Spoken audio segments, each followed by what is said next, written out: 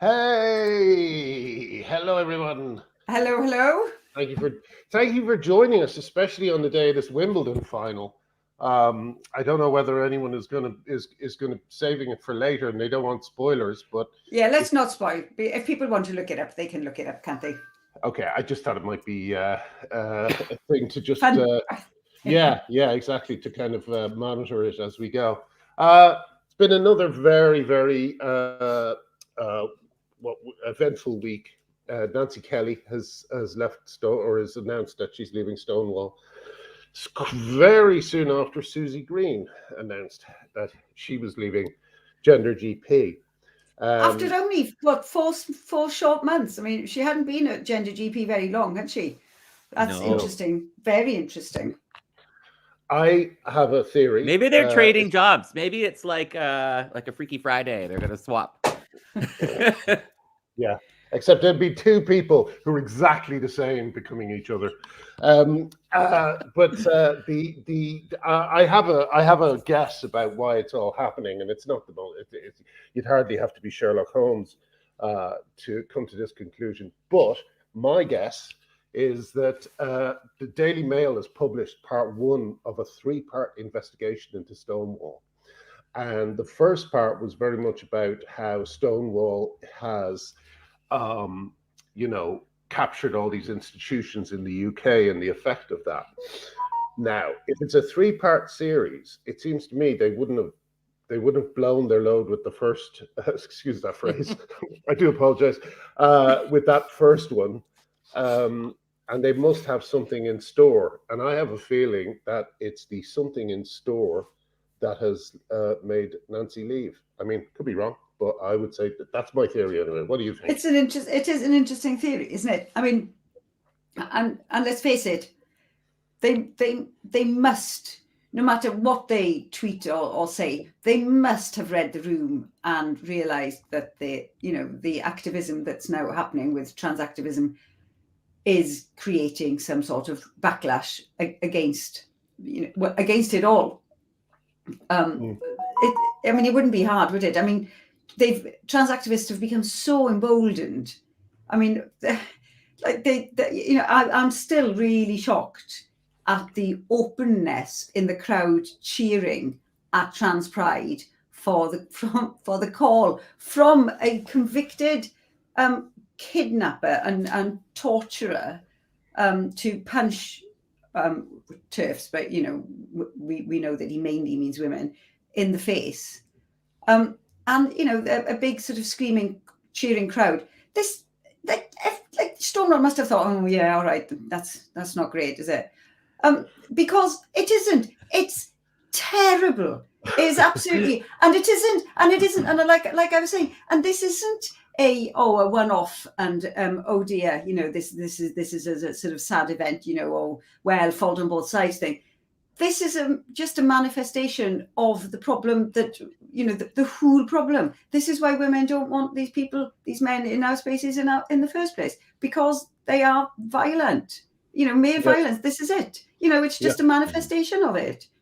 It's interesting As as for well that Stonewall, it's like the 2.5 years, or I think it's been about 2.5 years. Nancy Kelly's been at the helm of Stonewall, and it's been without a doubt the absolute worst 2.5 years of Stonewall's entire existence. Stonewall was a once hallowed institution. It's now, and then there was some, I would call it, fringe skepticism of Stonewall, and I mean that in the best sense because it's the very fringe group that I'm in, us. But that broke into the mainstream over the last 2 years. People openly, headlines, even in The Guardian, starting to criticize Stonewall for its overreach and its terrible behavior. That's got to mean something. But and I mean, Nancy Kelley, of all people, she'll never live down that open declaration of genital racism, saying that homosexuals are akin to racists. To be heading an ostensibly gay rights organization and to just openly declare war on gays, it has to yes, be the lowest moment ever. But isn't it interesting that we don't know whether they're going to try to get back on track or whether they're just going to double down? You know, honestly, Mm. I would not be surprised if they announced Peter Tatchell as the new head of Stonewall or something like that. And to be honest, No. I think even he would turn it down if they offered it to him. It's hard to tell which way they're going to go, because we were seeing it in the U.S. too. This trans activist movement, they fall further and further down the crazy hole. They really are turning into Scientologists. They've just absolutely, they're certain.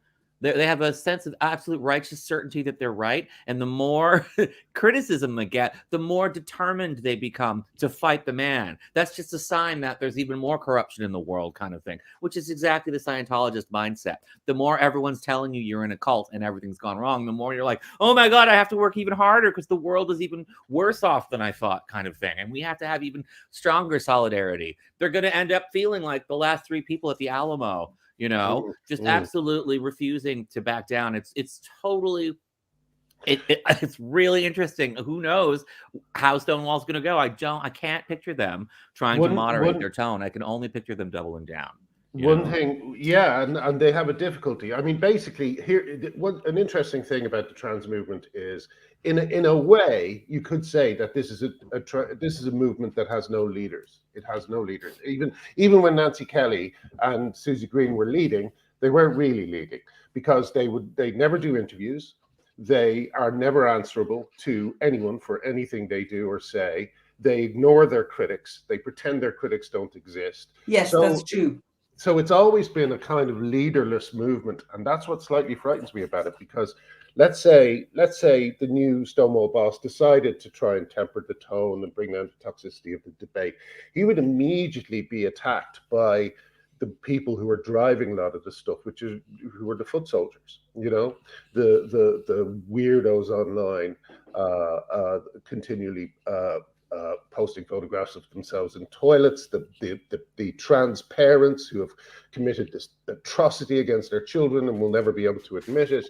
All these people are not going to be able to back off an inch, you know, and that's what I find so interesting about this moment. It's like, yeah, they might double down, but how could they double down when Nancy Kelley wasn't even at the wheel most of the time? Do you know what I mean? No. Yes, I do. Honestly, I can see it going 2 ways. As somebody has just sort of put in the chat something that I was thinking. You know, will they actually just go all out and get somebody who is in fact trans to be the next leader? That would be interesting. Or have they read the writing on the wall and they will get somebody in who will start to row it back a little? Nancy Kelley can't, because she's committed to the position. You know, once you've said trans women are women, that's it. It's very hard to say, well, actually, when I said they are women, they are not really. Like, I mean, you can't. So in order to change direction a bit, they'd have to get somebody new in. I was wondering if this was what was going to happen. It would be nice, wouldn't it, to think that they have sort of realized that there's been an overreach. But I fear that I'm just being a little bit optimistic, and that's not it at all. To be honest with you, I think Stonewall has destroyed its legacy to such an extent that the only hope really is that the OTB Alliance become the kind of new organization to take over from where Stonewall, from the positions that Stonewall literally abandoned in favor of a homophobic ideology. You know, I mean, I just don't think that I think the brand, you know, poor old Fred Sargent, seeing the name of the, you know, thing he attended in the 60s turned into this utter betrayal of gay people. You know, maybe if they make Fred Sargent the new CEO, that would be something. But I can't see that happening. You know, like having said, I will say one thing. Sorry, Helen, just before you launch into that thought, I will say, if they got someone like Simon Fanshawe and placed him at the head, or, you know, it couldn't be Kate Harris or Bev because they're in the LGBT Alliance, but if it was someone like Simon Fanshawe, it would be very hard for people to attack Stonewall, because, sorry, let me very quickly make this point. If Simon Fanshawe came in and said, back in, and said, okay, we're going to encourage open debate, We're going to encourage respect for each other's views. We're going to encourage, and just listed all the things that Stonewall was going to do. You know, it would be really hard to attack him or the organization, because all these trans activists would have to say, no, we don't want respectful debate. No, we don't want the toxicity of this conversation to come down. They would have to actually say that out loud. That could be another interesting thing. You know, that could be an interesting way for it to go. Helen, sorry, what were you going to say before I was just going to say that I went to a party last night, which is why I'm feeling a little bit delicate. And there were a lot of gay men there, and actually I spoke to a couple who I've clashed with on the past about this, and one of them said, it's the children, Helen. You know, it really is. Now I have changed my mind on this, and you know, he'd seen the sort of the transing of children, and he's been really shocked by it. You know, and he said, so I had to rethink. Oh my God, Helen, was he on the other side? Did you clash with him? Well, yeah. So I thought that was really interesting that he'd sort of seen it from what was happening to kids, and he thought, you know, this isn't right. And he admits because he wasn't.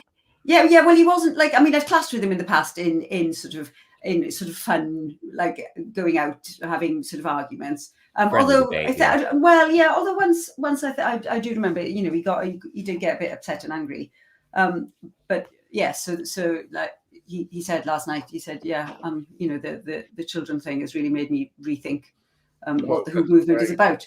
Yeah, so I thought that was quite good.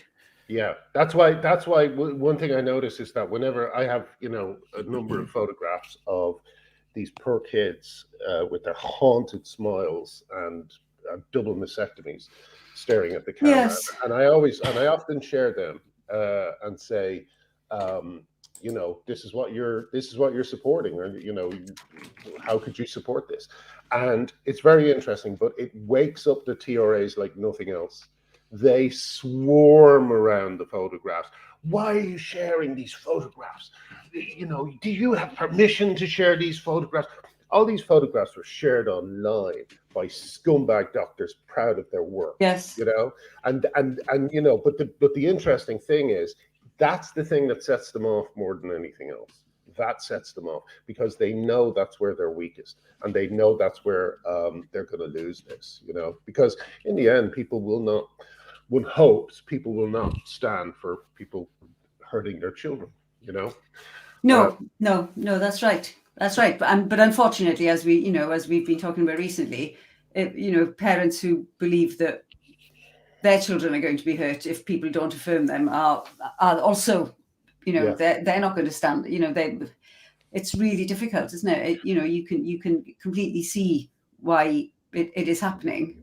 And this is when you need authorities. Difficult to see an end. Yes, that's right. It's exactly the kind of situation where the people who get stuck in it can't get themselves back out of it. It's exactly a situation where you need an authority figure to step in and correct this, because it's not going to fix itself. There are too many people who have sunk into it who can't bring themselves out of it. This is just like any other cult. This is one of these situations where you need governments to step in and halt this. It's really, really, really scary. And it just reminds me how there's an entire generation of people who are working to feed this beast now, because they've been taught through the social media and now through official channels in school that sex is real, gender is all. And there was a poll that came out in Newsweek. I just read the headline. I haven't read the article yet. That a majority of millennials, this is presumably in the US, believe it should be illegal to misgender. They believe that the government should criminalize misgendering. And that doesn't surprise me, because, you know, when Jordan Peterson went on a local TV channel here in Toronto to argue that it shouldn't be illegal to misgender, there was just outrage everywhere because people couldn't picture it. And that to me is so shocking, the idea that you literally have to throw away the Constitution of the United States, throw away the basic founding principles of freedom of speech that, you know, are the bedrock of 20th century progressiveness, 21st century progressiveness, just throw them away because you have to be hostile to the idea of biological sex. I've been talking forever and ever about how this reminds me so much of East Germany and the development of East Germany, a sort of self-righteousness turning into authoritarianism. But it's starting to look a little bit too like Iran and the Iranian Revolution, when the students and the progressives became so angry with the Shah and with the corruption with the secular government, they ran towards what ended up becoming an extremely religious conservative government that was far worse than whatever the problems were with the Shah. And I'm seeing young people, when they're embracing things like getting rid of freedom of speech because they think it'll make things more progressive, that's just running in exactly the wrong direction. When you start saying the government should ban freedom of speech, you better be careful what you wish for, because you're going to end up with an Ayatollah, Yeah. Well, I remember, I may have made this point, but I remember, when Twitter was banning us, just at the sort of drop of a hat, people would get banned just for saying he, or even saying male.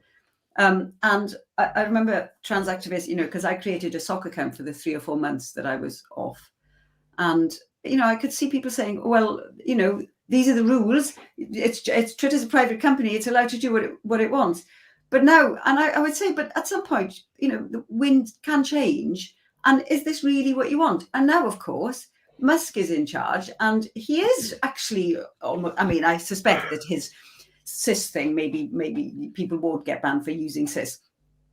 But again, I don't agree with that either. Because people are allowed to say things, and the way to get past is to argue it out, isn't it? I don't want to silence my opponents. I want them to speak. Yeah. When they speak, like somebody said, I know people have said it many times, but it is always interesting to see it again when somebody said, educate yourself, and somebody comes along and said, well, I did educate myself, and so I became a TERF. Yes. TERFs are educated. That's the problem. That's their problem. Yeah. TERFs are educated. That's exactly right. But like, the other thing that's frightening about the authoritarianism that they're supporting is that you can already see the kind of bully boys and propagandists, all the people who would have naturally taken these roles in a communist or Nazi regime. They're all out there already. Like we were speaking about Iran, and someone like Aidan Comerford in Ireland is a perfect example of someone who is basically a religious policeman. He patrolled. Montgomery is exactly the same. Yesterday, I saw him tweeting, got a gender critical here who doesn't believe that blah, blah, blah. The woman was talking about abortion, right? An issue that Katie Montgomery knows nothing of. And even if she was coming out completely against abortion, she has more of a right to speak about it than he ever will, So it's quite outrageous that these people feel that they can border, or they can patrol the borders of what women are allowed and not allowed to say on Twitter, and that's the thing. That I always use the image of the despised village bully in a French provincial town in during the war, who sees the Nazi tanks roll in and thinks things are going to be different now. All of these bullies and all of these kind of low-level sociopaths, they see, quite rightly, trans activism as a way to a return to the schoolyard, where the rules of the schoolyard are kind of prevalent. I used to call them the bullies who miss school. Well, the bullies, and then there's the people. The bullies are there to take advantage, but they're fed by. There's got to be something that makes the masses not see what's going on, and in this case, there's a sense of disenfranchisement and instability because of the pace of change, and people don't want to feel left out. They're scared that if they don't get on board with this is just, everything's shift. The ground is shifting beneath everyone's feet so quickly. You see people scrambling to to pledge allegiance to this gender thing, who are far too old, who shouldn't be falling for this. Oh, But that's you can just tell awful. it's because the pace of change is so rapid. This is a lot like Iran. You know, in Iran, it was that there was so much corruption coming from the Shah. There was so much corruption coming from that side that made people feel disenfranchised. So they grabbed at the first thing they could grab at, which happened to be the thing that would disenfranchise them even more. But they weren't thinking rationally, you know? Yeah. It's always overcorrections, isn't it? It's the overcorrection is always a series of overcorrections, and it's always in the fog of something like of some complicated issue, complicates everyone's minds. The bullies rush in, they see an opportunity. Everybody, before they even realize what they had walked into, it's too late. The wall's been built. You know. Yeah. See, but what I don't understand, and I really don't, is so you've got, you know, what happened at Pride, Trans Pride, that is, where that chap who calls himself Sarah Jane Barker, you know, the kidnapper, yes, called for violence against women, and the crowd cheered.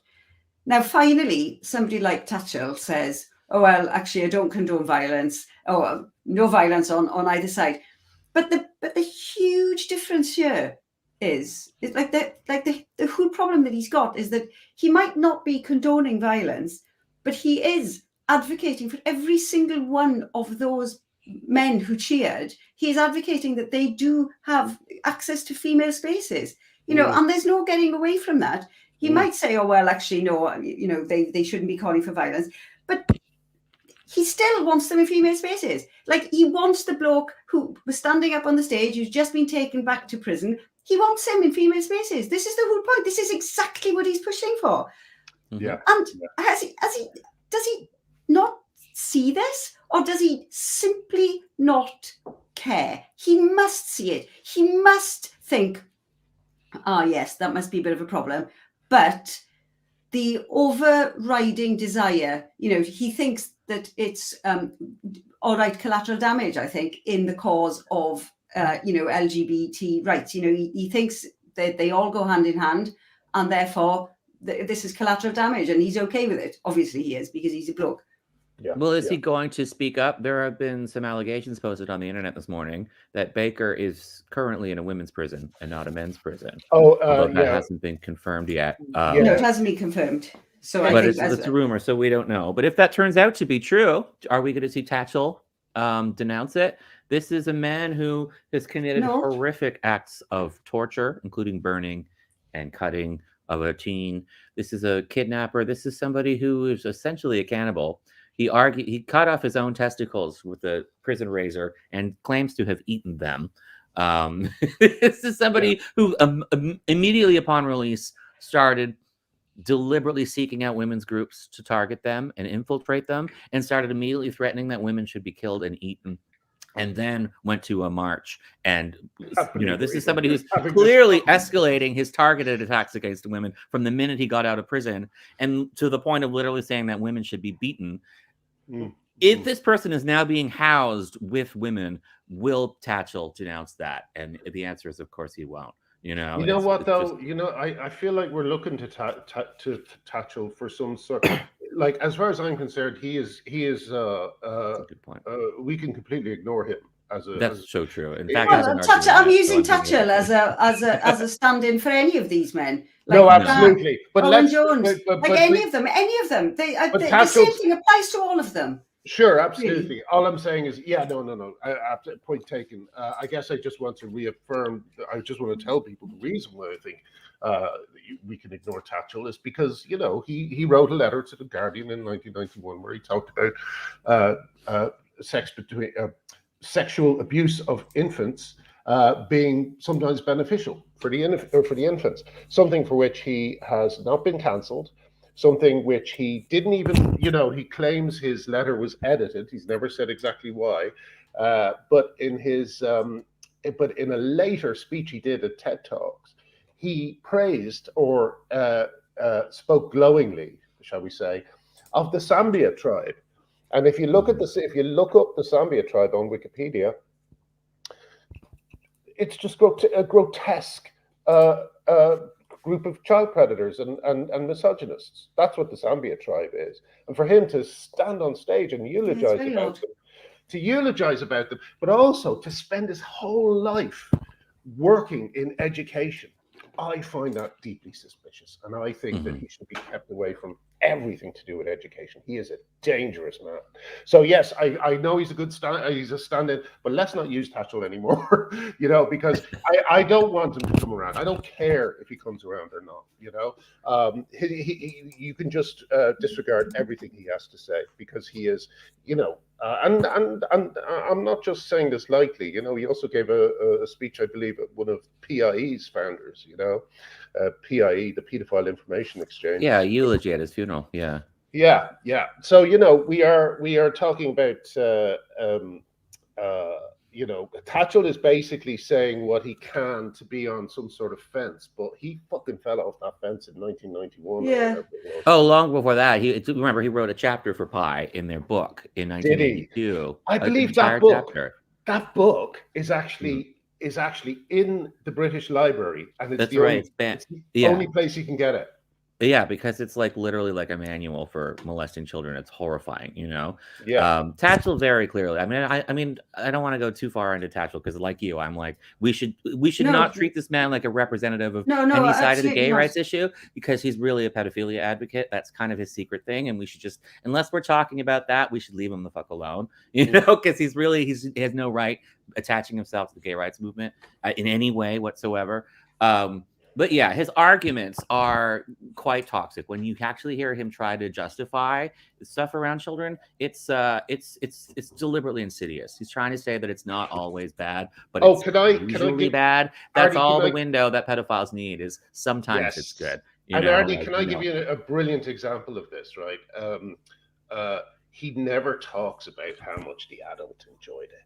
It's always how much the kids loved it. I find that particularly pernicious. And it is interesting, isn't it? Because he's wheeled out all of the time. Even like TV News. You know, the difference in the people who are speaking out on either side, you know, is astonishing, really. Like, I mean, if there was a fraction of the sort of people like on our side, people wouldn't stop talking about it. It is incredible.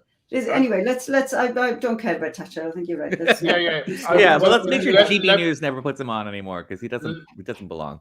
Let me use that to go. I went to the Bad Education launch of an action. I think they're suing the British the education department. The education department. What is it called? They're suing Department of Education. Department of Education. I knew it didn't sound right. Sorry. What is it called? The Department of Education. They're suing. What is that Department of Education called? And Anna Lafty, who's a lawyer, she delivered a very powerful speech that we'll put underneath this, and also the report that she's prepared, it pulls no punches. You know, in fact, I believe at one point, I think she does compare these surgeries that children are having to Mengele, and she says underneath the line where she does that, I make no apologies for this comparison.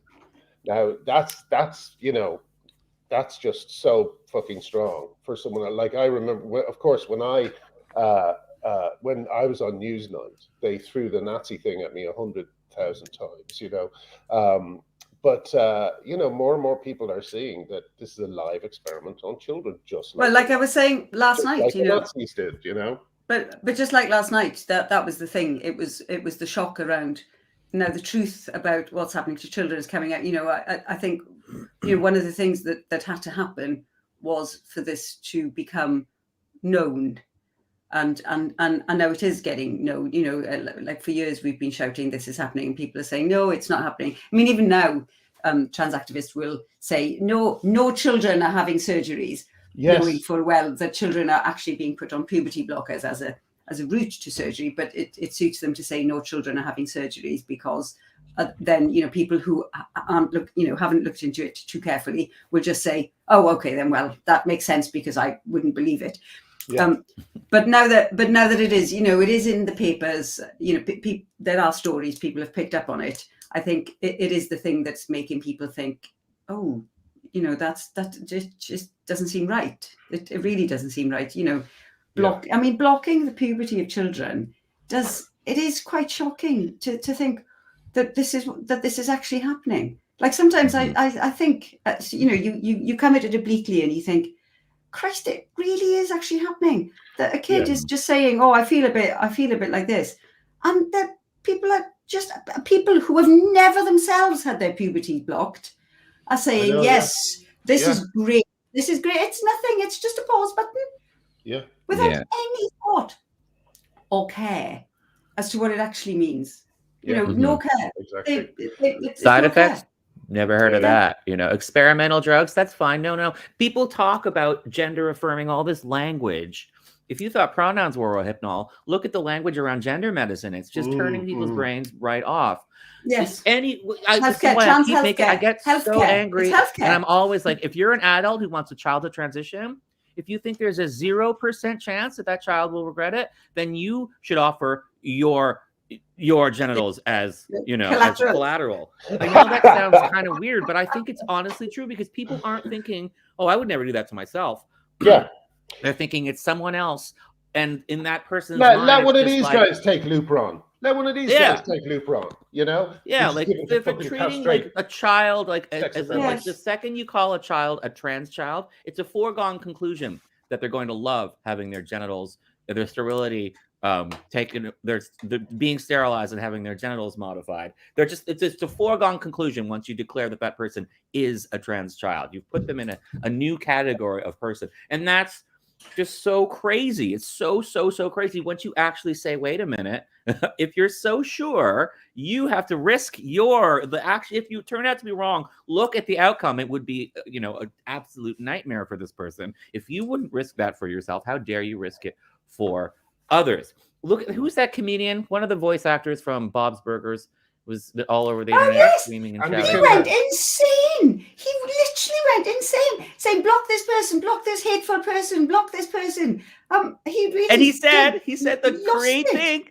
He said, "This is all a propaganda conspiracy from MAGA people." Like literally the idea that there's any risk to puberty blockers, that there's anything suspicious and worthy of criticism of pediatric child transition gone wild is all just a MAGA conspiracy, and he will hear nothing else. This is pure out of the cult textbook. My bad tribe that I hate is the MAGA people. Anything that's telling me that my side is endorsed something that might need some review is just an evil conspiracy from the bad outsiders, you know? Yes, he did. Literally called it MAGA propaganda. Like, I know. brain doesn't work. Yeah. It was really funny to watch the meltdown. The meltdown was it was incredible. He got so angry with everything. He completely lost it, and nobody heard of it. Into the character from Bob's Burgers that he played. But yes, it was fascinating. Yeah, it was. I used to kind of be a big fan of Andy. You know, he's one of the first people to throw me under the bus. You know, but I guess it's a little window into what's going on in America, where they are so terrified of Trump that they simply cannot give an inch on what they feel is a right-wing talking point. You know, I get it. I get why they're frightened of Trump. I'm now beginning to think that a lot of that fear was based on just a complete hysteria based around every single thing Trump did or said, even though obviously a lot of what he did and said was awful. But I feel like the you know, people used to call it Trump derangement.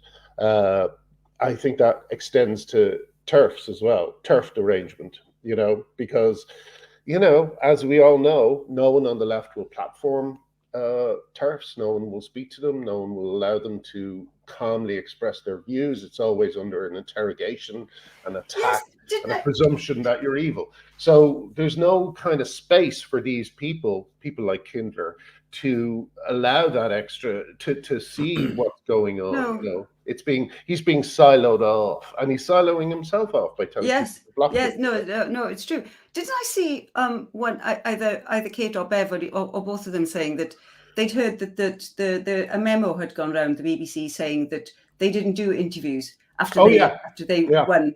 Yeah. That's an extraordinary thing, isn't it? Well, that's the way this is being fought. Like, one thing I say to people is that now that we are in this like world where we have the internet, which I'm 55, so I really remember the world before the internet. I remember how boring it could be, and I remember how much work you had to do. Oh my God, someone just gave us 29 quid. Thank you so much. That's very kind of you. That is so sweet. Thank you. Why 29? What are we going to use that other pound for? How dare you? Thank you very much, Jane. That's very kind of you. But like, sorry, where was I? Oh God, what was I just saying? Don't know. My brain is fused. We've lost it.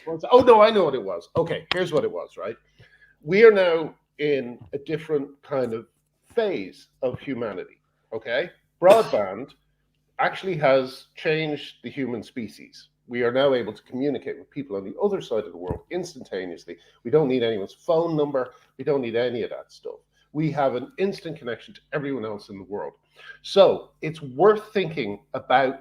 It's worth trying to learn from the past, but also not think our future history is going to run along the same lines, right? Mm-hmm. And I think that just as the Second World War was followed by a completely different type of war, one that happened because of the atomic bomb, the Cold War, which was an entirely different fight, fought entirely differently, with different types of soldiers.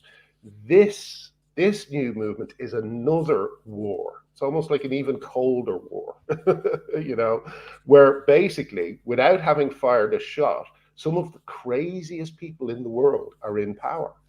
People who believe that men are women, people who believe that men should be in women's prisons, people who believe that safeguarding shouldn't exist. These people are now have the controls, And so I just think it's important for us to realize that there has been a war, and it's kind of been won by the other side. And what we're in at the moment really is the resistance. It's the first push, the first few successful pushes of the resistance back against all this stuff, Yeah, there's a guy, Richard Dawkins posted a really good tweet about Sarah Jane Baker, about how this is, it was so outrageous what Baker had said at the rally. And I got into an argument with some rando in the ensuing thread. This was somebody with a PhD in some kind of physics, who was going on and on about how Richard Dawkins didn't know anything about critical thinking and blah, blah, blah. This is ridiculous.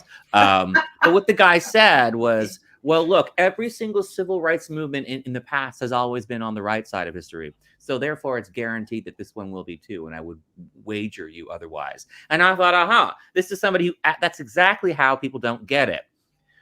When a war is over, the next war is going to learn from that. So if the civil rights side is always the winning side, whoever's trying to win is going to frame themselves as being on the civil rights side.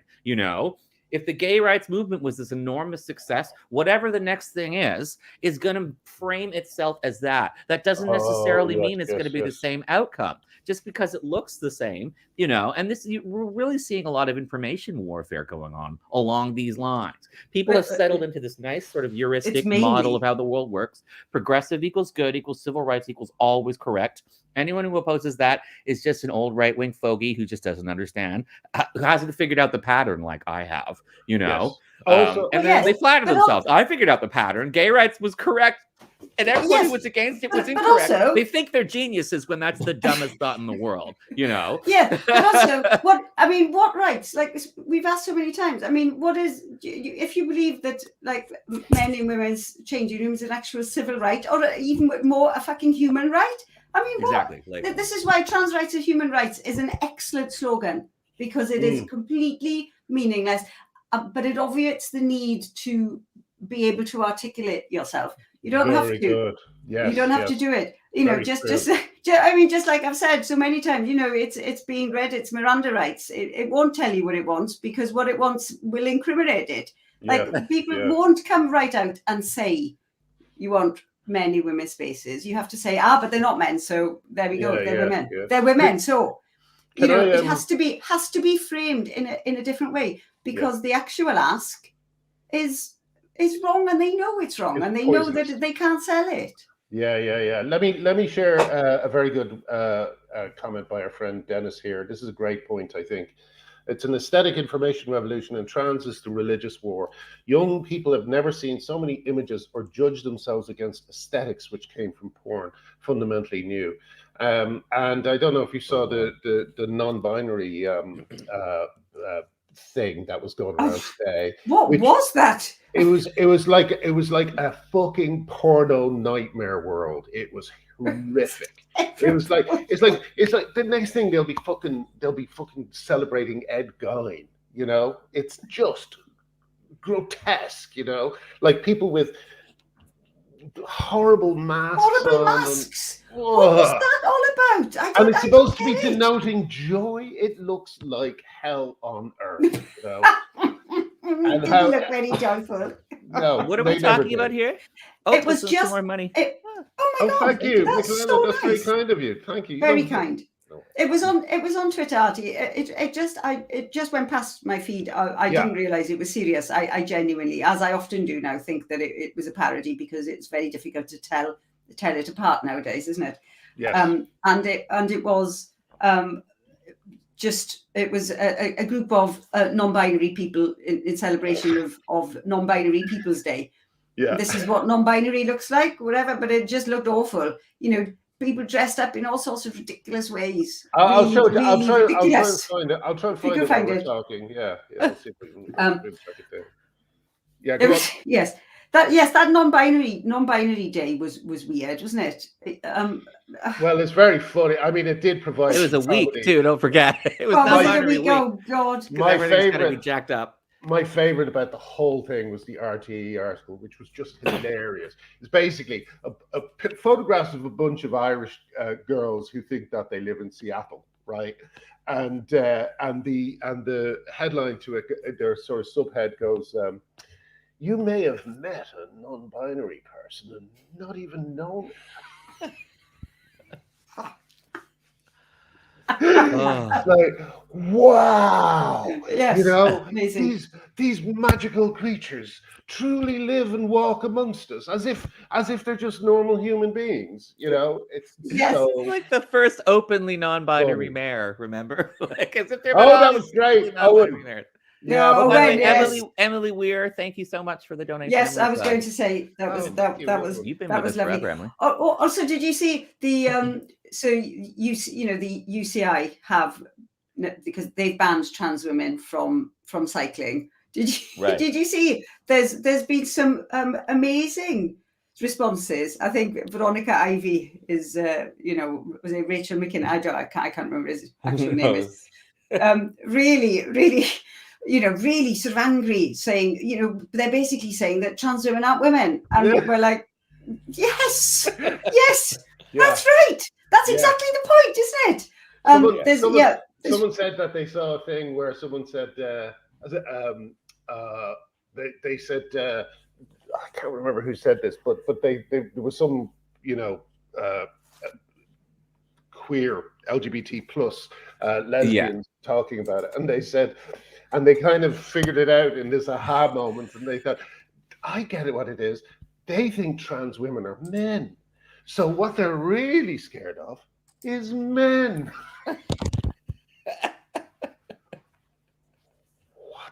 Wow. Figuring it out.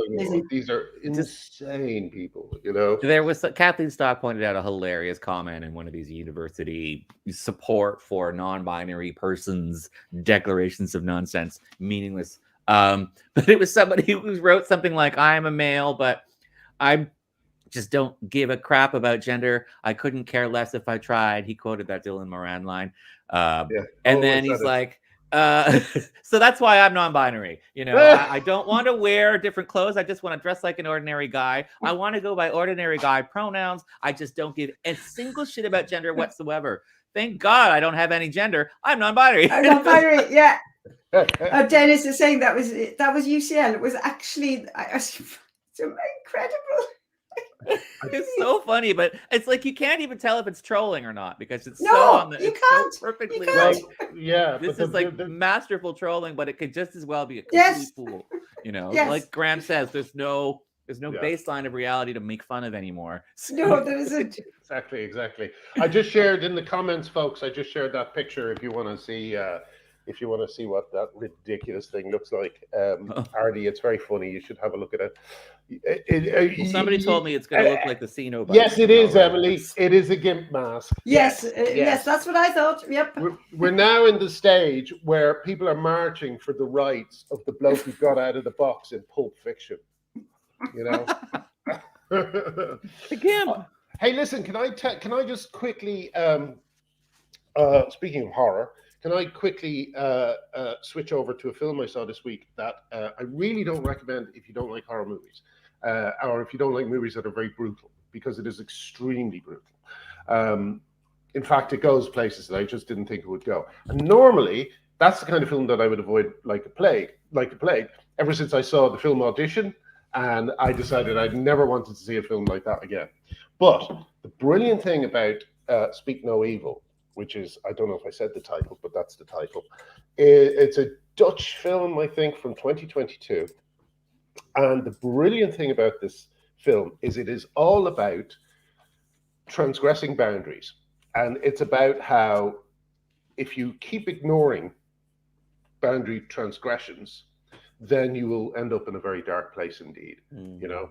And it's about a couple. They meet another couple on holiday, and the second couple invites the first couple back to their home to hang out and you know, have another little extra holiday. It is so frightening, so horrible, but I think it's a really necessary, unlike those films that put me off watching those kinds of films. I think the brutality is really necessary. It's a fucking important film because you know, if you let people walk all over you, if you let people break those boundaries, they won't stop. They won't stop. You know, and I think Speak No Evil is a film that really shows the end point of these kinds of things, you know, especially when we know that there are so many people involved in this movement who have a criminal mindset, you know, a boundary breaking, abusive, entitled, kind of, what would you call it? They feel they have the right to whatever they want. They feel like this whole movement is about the right. It's about framing it as a need, but it's a want. Everything about it, particularly when it comes to autogonophilia and that sort of allure of turning oneself into this sexy sex object in their minds. That's not a thing you need to get on with life. That's something you want because it feels good. You're chasing desires. You're not holding back pain. You know, there's a difference between trying to make the pain go away so you can move on with your life and trying to heighten the euphoria, you know. So there's a lie right at the heart of this. These are people who are like, this is really tantalizing. The idea of doing all these things. And the only way I can get away with it is by pretending I'll die if I don't, you know, get all this stuff. So the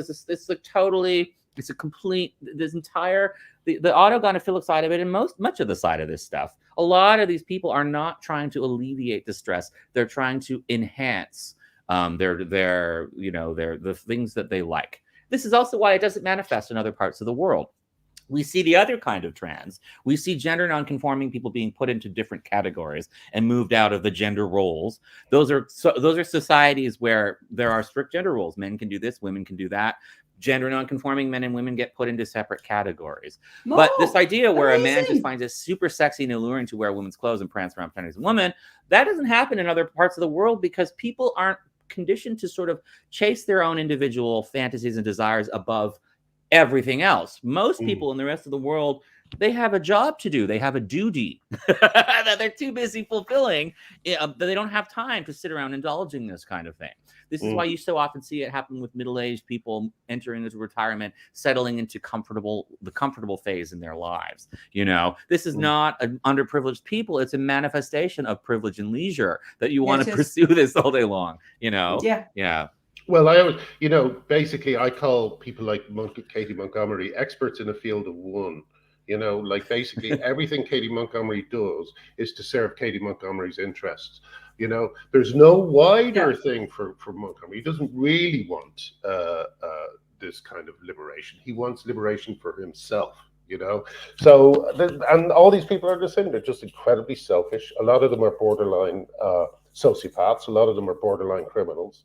And watch it Speak turns No out, Evil and find out why you shouldn't do what they say. yes, and loads of them. And I think it's important again to emphasize, you know, it wasn't one person calling for violence against women. The whole crowd cheered, like the whole crowd, and you know, obvious men's voices as well. You know, there was a lot of men's voices cheering it on, cheering for violence against women because women are saying no to them. Here's someone else who's I just have to tell you, you're all being so kind. Thank you so amazing. much. Yeah, I'm really shocked. Did I'm really shocked at this. Maybe we should always have it on Sunday because obviously everyone's pay has come in. Anyway. Yeah, but anyway, so is there anything? I mean, anything else we can? Can we talk about the delicious delights of moob milk? Oh. Have we not gone there at all? We did. I don't think we went there. We mentioned him. We mentioned him last time. I think, we did mention him. Okay, so we don't have to go back in to passing. that. In passing. No. I just want to mention it again for a second because I feel like that's one of those shocking ones. We're watching a baby being used as a prop. We're watching a baby being poisoned, and hundreds of women and men and activists are rallying behind this as the symbol of progress. When it's just overtly, it's one of these like. Yeah. Well, it was interesting when it was discovered that he liked had a nipple fetish. He had a fetish for nipple clamps. Then the support seemed to ebb away somewhat. I wonder why that was. You know, but it's like, where do you think he's getting the chemicals to do that, anyways? Where do you think you find out about how to create secretions in your male nipples? You find out by going on the nipple fetish forums. Where do you think you get the strange chemical cocktails to cause this to happen? You don't walk into your GP, the NHS. I don't bloody think so. They ain't going to give you that. You know, you go online to the fetish forum and you order it in a brown paper bag and it comes in the mail. You have to go to fetish forums to learn all this. This is all fetish. And why are you there? And again, it happens to rely on fetish forums to. And it had to be on the bus. It had to be in the bus. It had to be in public because you know it had to be because yeah. Had to be seen. Yeah, like a woman would do that, and you know, hope that no one makes a scene and blah blah blah. Like if you're on the bus because your baby is really crying, and you're like, oh God, I really don't want to do it on the bus, but I will because you know you don't take selfies. Oh well, I mean you might for yourself, but you don't want people to see you on the bus. But he was on the bus because he wanted people to see it, and the same with the photo and posting it. Can I just women breastfeed to feed their child? They are feeding their child, and it often hurts. From what I'm told, you know, it can be very painful. It can be very inconveniencing. Yeah, especially at the beginning. Yes, have a glass of wine because you have to pump for hours beforehand. It's like a whole thing. It's just like I'm feeding my child, but this guy, he's not feeding his child. Yes, that's right, Catherine. That's right. Yeah. No, the whole thing was. Sorry, Artie. That was actually an embellishment of your point there. Sorry about that. I couldn't mean to tell you. But yeah, I've done it again. I've lost my. Well, I think just like individuals escalate. I think the whole demands of the movement is escalating. Oh, before we move on, Helen, I do remember what I was going to say. A couple of people were talking about it. I just want to quickly say this. The child is now, I believe, 3 years old, and the mother does know and is defending the guy, you know. But, you know, that's what groomers do. They make everybody feel safe in their presence, and they make your little baby, oh, I love him. This isn't a... But, you know, it started... Anyway, sorry, you know, Helen. But I think you know, the we just want to pee thing, you know, it isn't true, is it? I mean, we've known this, but I think the movement itself is escalating, you know, in what, you know, it's got away with it so far, and now it's just going to go further. It's going further, and it's going further, and it's going further. You know, a little bit sort of boiling frog-ness going on in terms of what it's expecting the public to accept. Exactly, you know? and again, that's what. Sorry, I hate to keep talking about it. No, I'm done. It really, but Speak No Evil really brought that across, because the couple in Speak No Evil, the whole film is almost like a series of very, very small transgressions. You know, like when the husband is brushing his teeth, the bad guy comes in and just takes a piss in the same room, just not even speaking to him. You know, like there's little things that when the wife is a vegetarian and the bad guy goes, oh, have a piece of this meat. I insist. You know, and she goes, no, I won't. And he goes, no, I insist. And she takes it, she bites it. You know, and the whole film is about allowing other people to just dictate to us what is normal and what is right and what is okay, right? And that's what people like Mika are doing. You know, well, and look at the environment we're in. Nobody knows what's normal right now because the internet has accelerated the pace of everything. Yes. And in this environment where nobody knows what normal is anymore, this is exactly why these people are like, take a piece of the moo milk meat or whatever, you know, like, take a piece of the moo milk. Yeah, have a drink of the moo milk. I insist. You know. It's delicious. It's delicious. Anyway, yeah. But listen, I do have to give one last warning before we finish up. Speak No Evil is very brutal, and it's bleak. It's pretty bleak, okay. But it is, I think, one of the best horror films I've ever seen. Right. Well, I think that was a good one. I think we covered a lot of ground. We weren't even going to do it. We were trying to get out of it to watch Wimbledon, weren't we? And then we saw everybody waiting for us, and we thought, no, we can't do it to them. Well, I've enjoyed speaking to you, and I've enjoyed the comments. Again, you know, I love the comments. We get such excellent people in. And you know, the conversations that people are having and the comments that people are making, plus loads of cash. That's phenomenal. Thank you so much, everyone. Thank you so much. I must see how that all works. I don't know. Do I have to collect it or something? I don't know. It's crazy. But yes. So listen, we'll see you all soon. I'm sure. I have a feeling over the next few weeks with the Daily Mail stories, there are going to be more interesting developments. So I'm sure we will see you all very soon. And in the meantime, have a lovely week and thank you for joining us. Bye-bye. Bye.